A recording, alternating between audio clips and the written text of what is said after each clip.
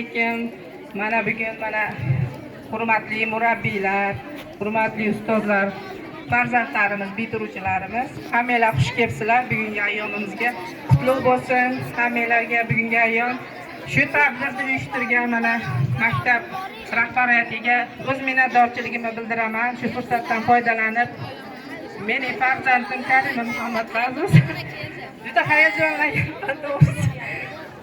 Iroda hamda mana sinfda o'qida bitiryapti. Birinchi sinfda Tabassum opamni qo'liga berganmiz.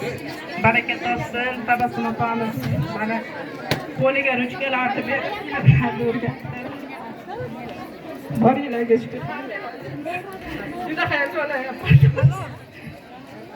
Rahmat hammalarga, sog'lik, salomatchilik, yangi hayotga qadam qo'yyapsizlar. Hammalarga baxt, saodat, kelajak avlodda chiroyli kasb egalari bo'lishinglarga tilakdoshman. Baxtli, saodatli hayot kechiringlar. Hammalar chiroyli turmushlarda yurib, yangi ostonaga qadam qo'yyapsizlar. Yaxshi ota-ona bo'linglar, hamisha sog' salomat bo'linglar. Ota-onalar hammamiz shu bolalarning kamolini ko'rib yurishni hammamizga nasib ro'z aylasin. Hammalarga bugungi ayyom muborak bo'lsin. Bitiruvchilar hammalarni chin yurakdan tabriklayman.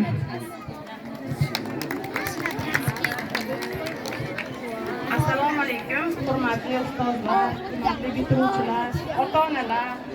Bizni mana shunday chiroyli maktabimizga xush kelibsizlar. Menga berilgan fursatdan foydalanib, bugungi birinchi sinfga kelgan o'quvchilar 11-sinfni bitiryapti ekan. Bularga mana shu kelajakda ishlarida omadlar tilab qolaman. Ilohim katta korxonalarga boshliqlar bo'lib ishlang. Hayotda nimaki niyatingiz bo'lsa, barcha niyatlaringizga yeting. Devoni eng zo'r mashinalarini mining. Yangi O'zbekistonning yangi yoshlari kelajak sizlarniki. O'qishdan hech qachon qolmang. Kelajak sizlarniki. Baxtli bo'linglar. Omad tilayman hammalarga.